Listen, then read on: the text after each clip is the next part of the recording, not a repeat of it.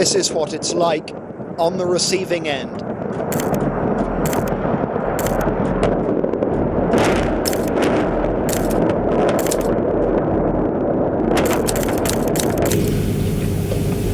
بسم الله الرحمن الرحيم.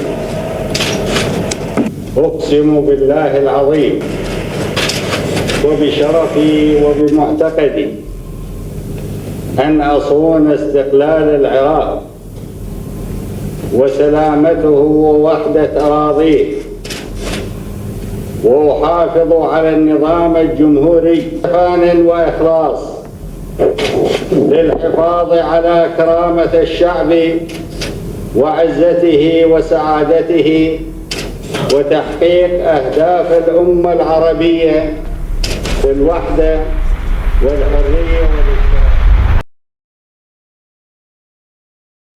When Iraq gained independence in 1932, it was dependent on the West and had a measly army of 7,000 men and 6 battalions. Fast forward to the 90s, Iraq paints a very different picture.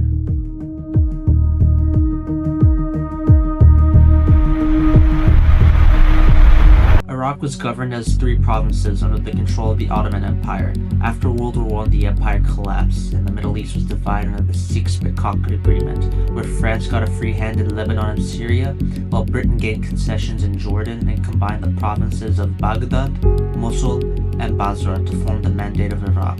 The people, who enjoyed autonomy under Ottoman rule, didn't enjoy having the British occupy their lands and revolted. The British initially fought back, but resistance was so widespread that Iraq was granted independence in 1932 under the agreement of joining the League of Nations. But Iraq was far from independence, as it was a de facto British puppet state, until World War II.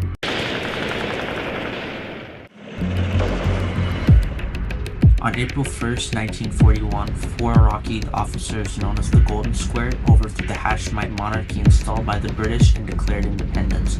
But 1 month later, the British occupied the country, fearing Axis victory in the Middle East. After the war, the monarchy was reinstated, but this didn't stop nationalism and the anti-imperialist sentiment spreading throughout Iraq and the Middle East.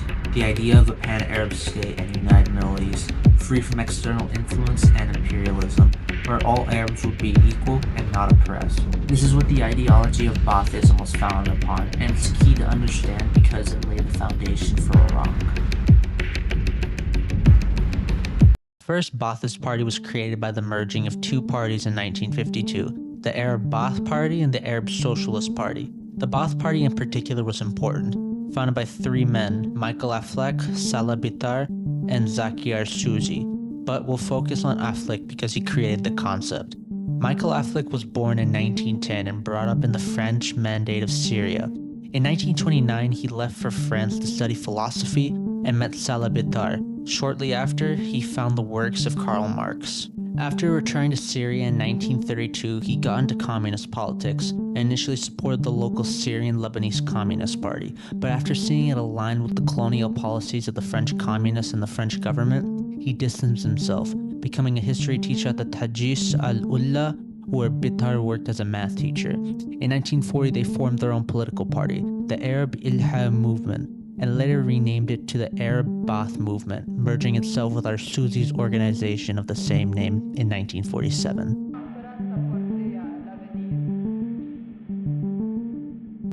Unity, liberty, socialism was the slogan the party used.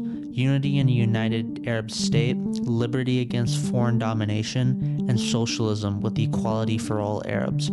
A mix of nationalism and socialism. But this could only happen if other Arab nations shared the same sentiment, so the movement spread to Iraq, Jordan, Lebanon, and eventually the Baathists in Syria gained control in 1963.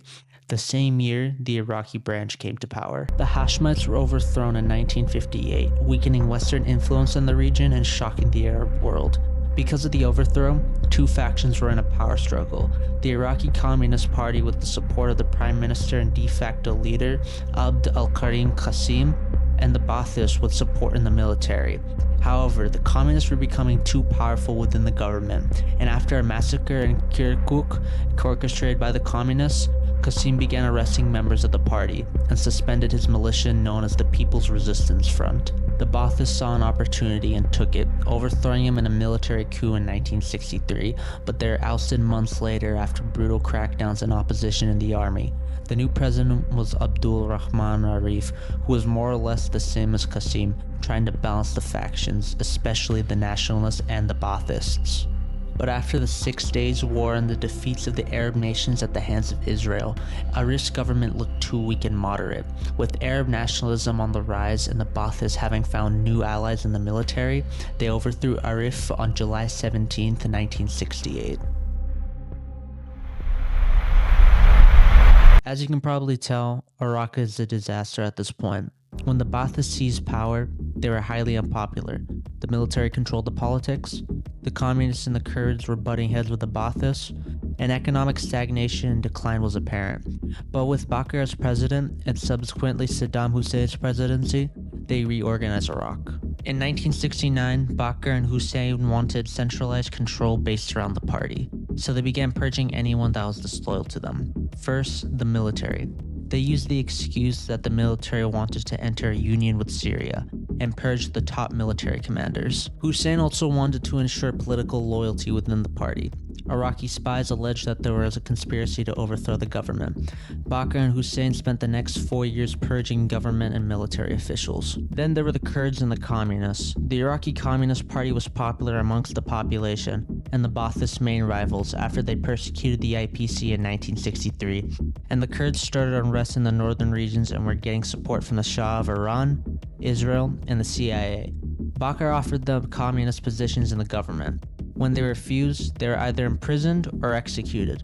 The Kurds were suffocated from aid by Iraq when they gave territory to Iran in exchange for halting funds to the Kurds. To gain support of the masses, the Baathists implemented major reforms. The Baathists wanted liberty against the Western powers, who dominated their oil economy, as well as countering the communists, who also had control of the oil fields. All oil fields were nationalized and revenues went up, from 521 million in 1970 and upwards of 26 billion in 1980. They wanted to appeal to the Soviets by making a national front with the communists and the Kurds. This created a coalition force that ruled the country. Although the Baathists were tense with the two, they wanted to keep a close eye on them and ensure that they wouldn't cause a revolt. In theory, it was a coalition force ruling the government, but in practice, the Baathists dictated all aspects of the government. The Baathists also implemented social reforms. With the oil revenues, they funded education, health, and public works. Literacy rates went up significantly, from 53% in the 1970s to 90% in the 80s. Higher education and medical care were free, and the middle class became more urbanized. During this time, the Baathists significantly bolstered the army, both for internal security reasons and to achieve regional dominance and expansion, purchasing armaments from the Western Bloc and the Soviet Union. When describing a state being stable and prosperous, it needs to have a strong economy, support of the people, and to an extent a strong military. Before the Iran-Iraq War, Iraq was at its peak, with the world's fourth largest army, great living standards, and a 20% annual growth to its $52 billion GDP, and considered to be a regional power. But at some point, any powerful nation faces its downfall. Saddam saw an opportunity to replace Iran as the regional power in the Persian Gulf after it was weakened in the Islamic Revolution of 1979 and took his chance in 1980, and this war started Iraq's downfall. Relaxed. Even so, the Iranians were still near enough to lob mortar fire well behind these positions. On paper, Iraq had the upper hand, with more tanks, artillery, but in the 8 years that followed, they were pushed back onto Iraqi soil, until they were bailed out by a UN-brokered ceasefire. The Arab world considered this a victory against Iran. They stopped the exportation of the Iranian Revolution and weakened Iran. But Iraq was weakened economically, militarily, and socially. Iraq lost 500,000 men, suffered Kurdish and Shia militant insurgencies, and accumulated $130 billion of debt, which was worth twice its GDP. The Baathists were indebted mostly to Arab nations and foreign creditors, the biggest loaner being Kuwait, which Iraq took significant loans from to fund the war, and who would be invaded by Iraq in the next 2 years. Saddam and the Baathists were in a tense situation. The populace was against them, their economy was stagnating, and they were in massive debt. Saddam then came up with the bright idea of taking Kuwait and alleviating some of Iraq's debt. At 2 a.m. local time on August the 2nd, Iraqi troops crossed the border into Kuwait, and its army of just 20,000 men was swept aside in a matter of hours by a force of tanks and infantry, battle-hardened by their 8-year war against Iran. Saddam thought the US wouldn't interfere due to Cold War politics, but he was wrong. After invading Kuwait in August 1990, he set up a puppet regime and occupied the north of the country. He was given an ultimatum by the UN to withdraw from Kuwait by January 1991. He refused, and Iraq was yet again plunged into a war. This time, Iraq wouldn't be given another chance. Iraq was devastated. Its infrastructure was destroyed, and the economy was leveled, along with heavy sanctions slapped on it by the UN. The army was restricted, and their chemical and nuclear weapons were dismantled. The Shias and Kurds led uprisings, and violence sprang across the country. This was the climax of Iraq's downfall, but it wasn't the end. Instability and stagnation gripped Iraq until the Second Gulf War. Saddam focused on internal stability rather than regional hegemony, but the Ba'athist demise was inevitable. All that was needed was a justification. Saddam Hussein and his sons must leave Iraq within 48 hours. Their refusal to do so will result in military conflict, commenced at a time of our choosing. Leaves no doubt that the Iraqi regime continues to possess and conceal some of the most lethal weapons ever devised.